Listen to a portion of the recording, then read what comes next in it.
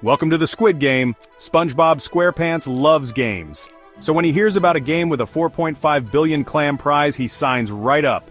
His best pal Patrick Star is right behind him. Patrick loves money almost as much as he loves ice cream. Squidward Tentacles, SpongeBob's grumpy neighbor, only joins because he lost a bet. The final contestant is Diddy Kong, visiting from Donkey Kong Country. He heard the prize was bananas. The 4 contestants gather in a colorful room. A giant robot doll watches them. This is no ordinary game. This is Squid Game. All right, listen up, the doll booms. Welcome to red light, green light. SpongeBob bounces on his heels. He has no idea what the game is, but he's ready to play. The rules are simple. When the doll says green light, players can run. When the doll says red light, players must freeze. Anyone who moves on red light is eliminated. SpongeBob, being SpongeBob, doesn't quite understand. He takes off running when the doll yells, "Red light, SpongeBob, no!" yells Patrick. But it's too late. The robot doll turns and fires. SpongeBob, being made of sponge, absorbs the blast. He's covered in soot, but otherwise okay. "He's supposed to be out!" cries Squidward. The robot doll ignores him. This is Bikini Bottom Squid Game, and the rules are a little flexible. Diddy Kong uses his agility to race ahead.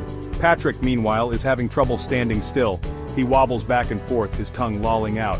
"Meanie!" he yells at the doll when she turns around. He freezes just in time. The next game is even stranger. The contestants stand in a field of flowers. "All right, listen up," the doll announces. "The rules are simple. Meow! The last one meowing wins!" SpongeBob and Patrick are confused. Squidward is horrified.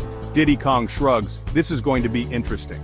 SpongeBob and Patrick, being the most childish, are the first to go. They meow at each other, giggling. Squidward tries to meow elegantly, but it comes out as more of a hairball hack. Diddy Kong, surprisingly, has a rather impressive meow. It's deep and resonant. Hours pass. SpongeBob and Patrick are still going strong. Squidward gives up, collapsing on the ground in defeat. Diddy Kong is starting to lose his voice. Finally, Patrick yawns. "Does snoring count?" he asks. The final 3 contestants find themselves in a familiar setting, the Krusty Krab. "Your final challenge is to work a shift at the Krusty Krab," the doll announces. "The last one standing wins." SpongeBob is in his element. He's been training for this whole life. Patrick, meanwhile, is easily distracted by the snacks. Diddy Kong tries his best, but he's not used to the fast-paced environment. Orders pile up. Customers complain. Squidward, already at his wit's end, snaps. He throws down his spatula and quits. "I'd rather be tortured by 1,000 flutes," he yells as he storms out. This leaves SpongeBob and Diddy Kong.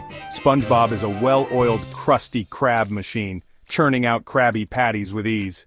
Diddy Kong, however, is starting to crack under the pressure.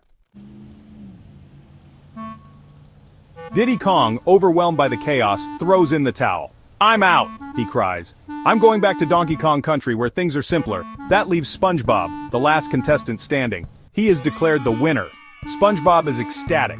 He jumps for joy, his prize money raining down around him. But SpongeBob, being SpongeBob, decides to share his winnings with his friends.